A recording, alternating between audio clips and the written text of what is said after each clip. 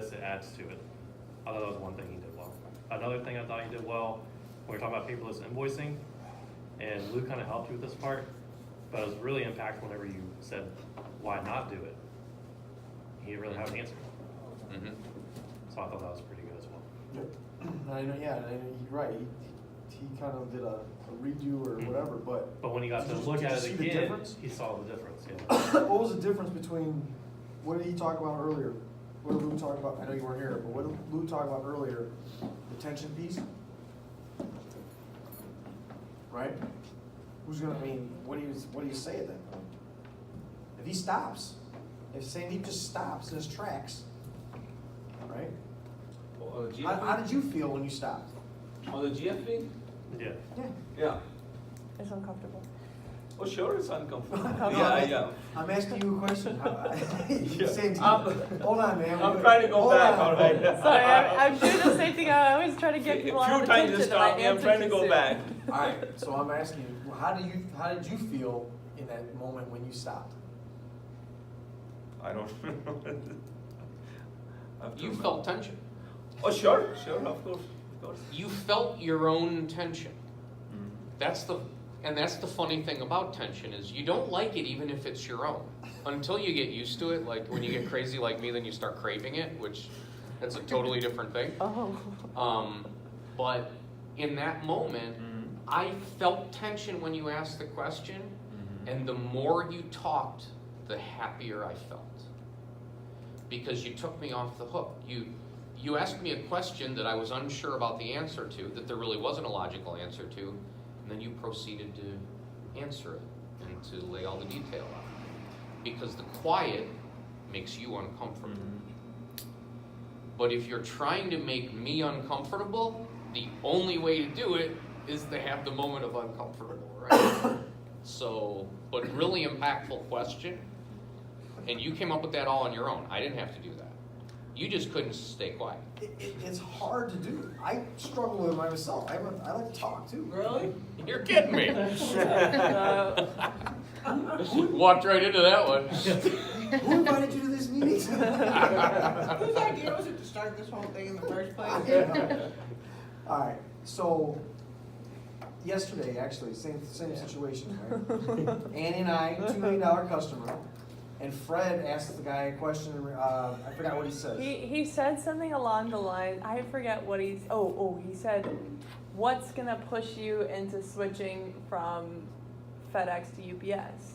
So And he had lined up perfectly. So Fred asked the guy a question, and before he could say anything, Annie jumps in to try to answer the question for him. Right? Because I thought I knew. And what did you say? I said it's the technology piece. You understand how FedEx works, but you don't understand how World Right. works. So you put that out there. Yeah. And Fred, his reaction was Fred was It was okay. very visible how just disappointed Fred was that I just ruined the tension moment for him, and I literally wanted to die. So now I That's awesome. I had to get back in there. I learned. Moment. And steer it back over to Yeah. ask another question down those lines, Yeah. so that way we could all just Yeah, let him talk, let him answer it, right? I learned and I So applied yes, it. so it's a hard thing to do. So just the problem is that you want to you ask the question, and then you're like you want to react to fill their mouth, right? It's almost like you want to ask a question and just count to 5. I mean, in your head, seriously, in your head, if you count to 5, which seems like an awfully long time, I guarantee he's going to break it at some point. So, okay. All right, so his tailored to the audience was his behavior. Did he do that? Warehouse manager? Yep. Yeah. Okay. And how so? Well, there wasn't anything that was too.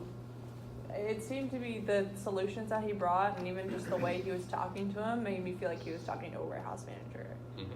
He wasn't bringing stuff about, nothing above or below. If you're thinking about, what is it? Is it rope, the one where you're talking about? Yeah. So he knew who he was talking to. Good, okay. And then the other one was impact to the customer. How does the solution or service apply? Did he were those slides impactful? Did they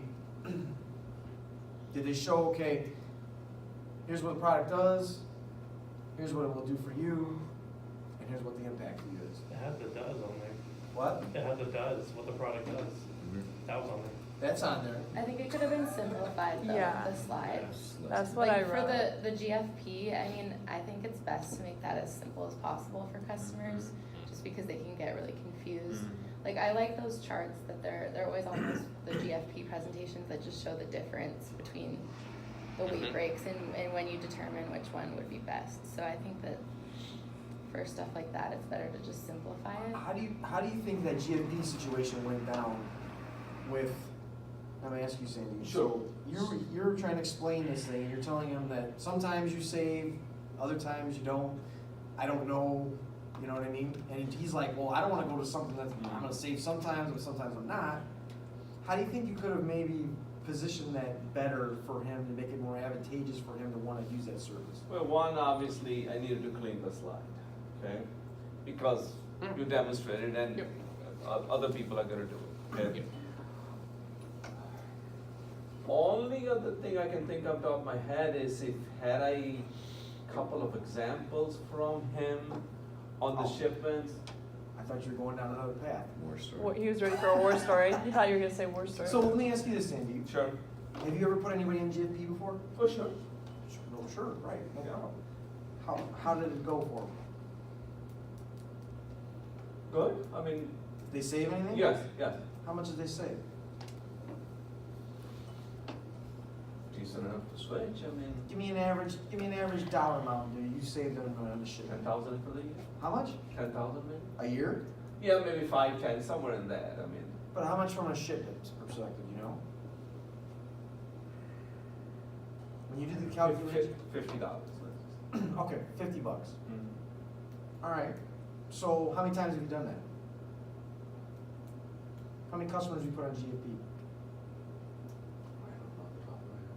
Quite a few. Several?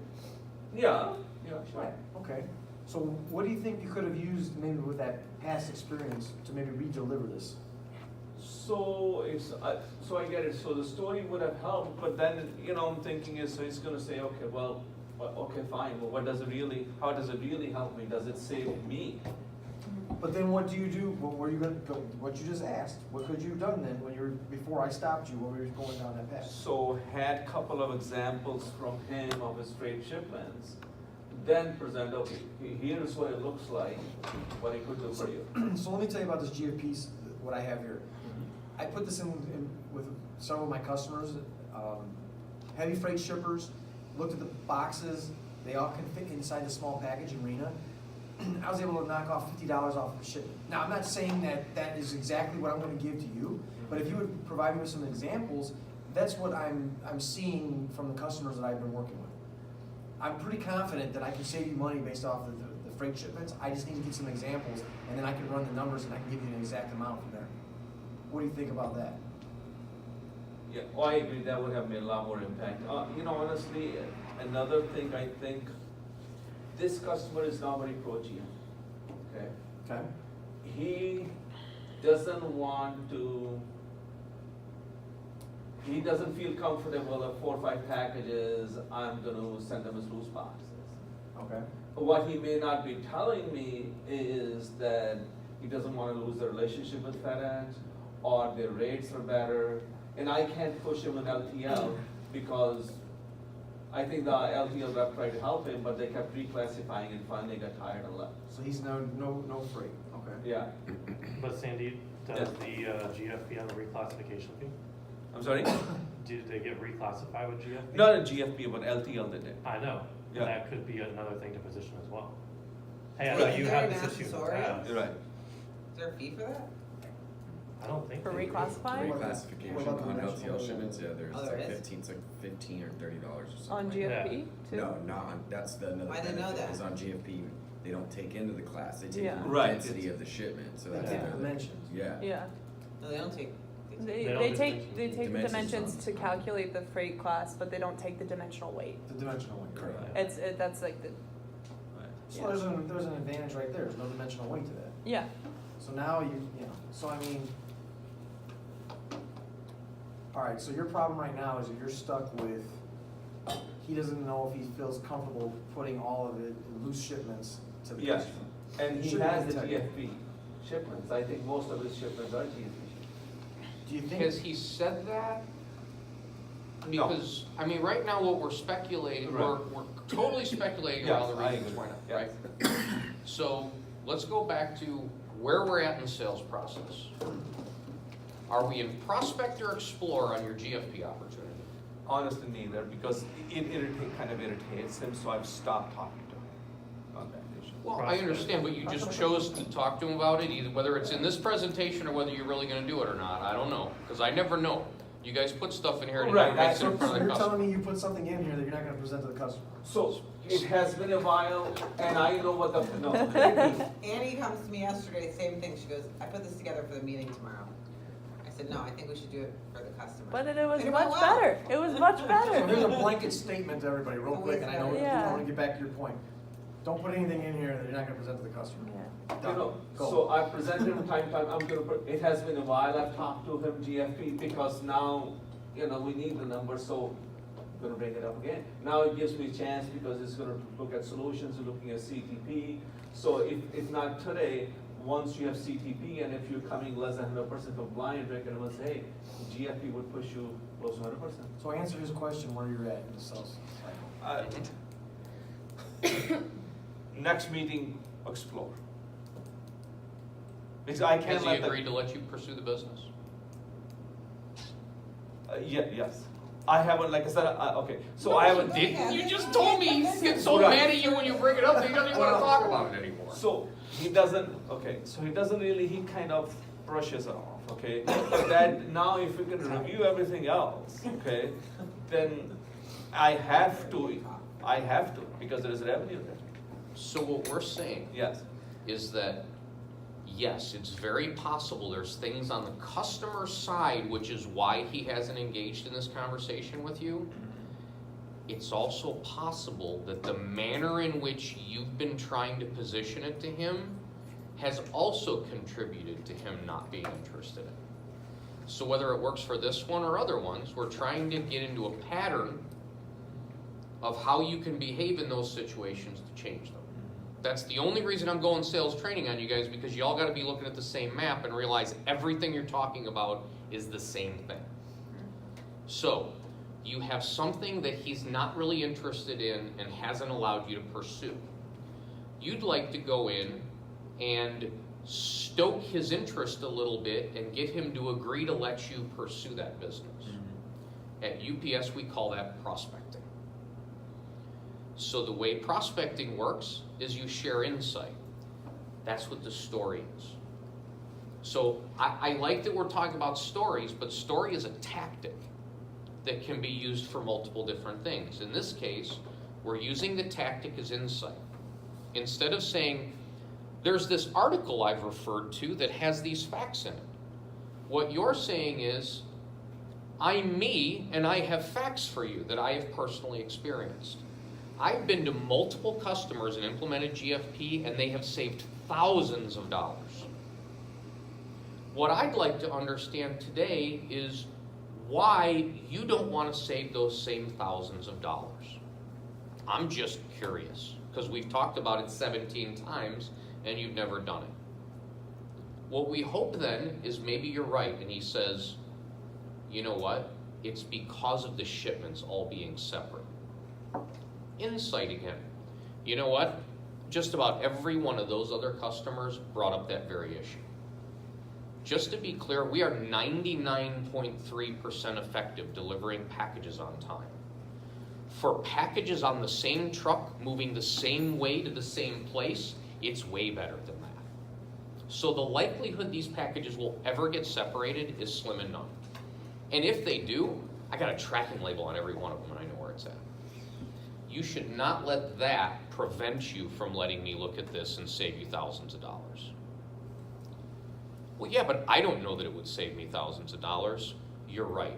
That's why what I need from you is 2 months worth of bills, of freight bills, because I don't want 1 or 2, I don't want 5 or 10. I want enough to know for sure that I'm gonna save you money. When I know it's thousands of dollars, I'm coming back. If it's a couple hundred, I'll drop you an email and let you know to forget it. All I did there was I was confident in the process. So the difference is knowing where I'm at in the sales cycle. I share the insight. Digging deep enough to get them to see it gets me to explore, and explore is when they give me that stack of bills and I get to figure out if I'm actually less expensive. Right? But if it's not gone about in that manner and there's no tension in that, he's just gonna keep saying it. He might anyways, because he might be a jerk. Who knows? All right, cool. All right, so what are the two areas that we wanna work on for the next one? War story? Pain. War story. So we're gonna do, all right, so war story. Or We're gonna make sure that war story, as like Lou said, has some confidence to it, has the information that will then,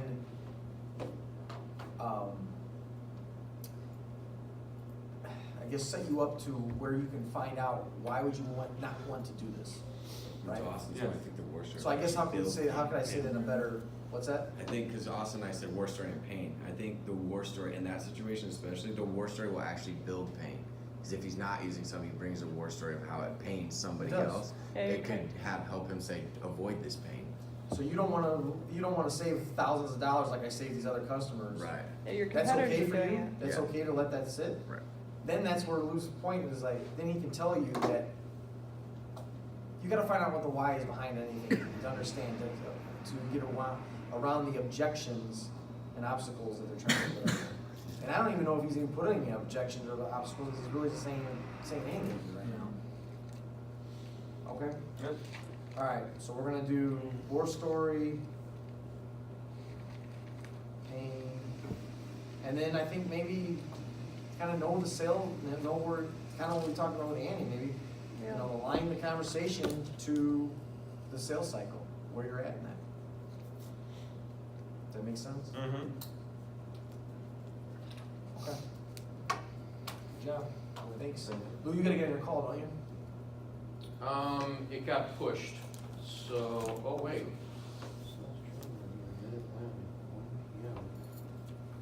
Maybe I do. I don't know what the hell this is.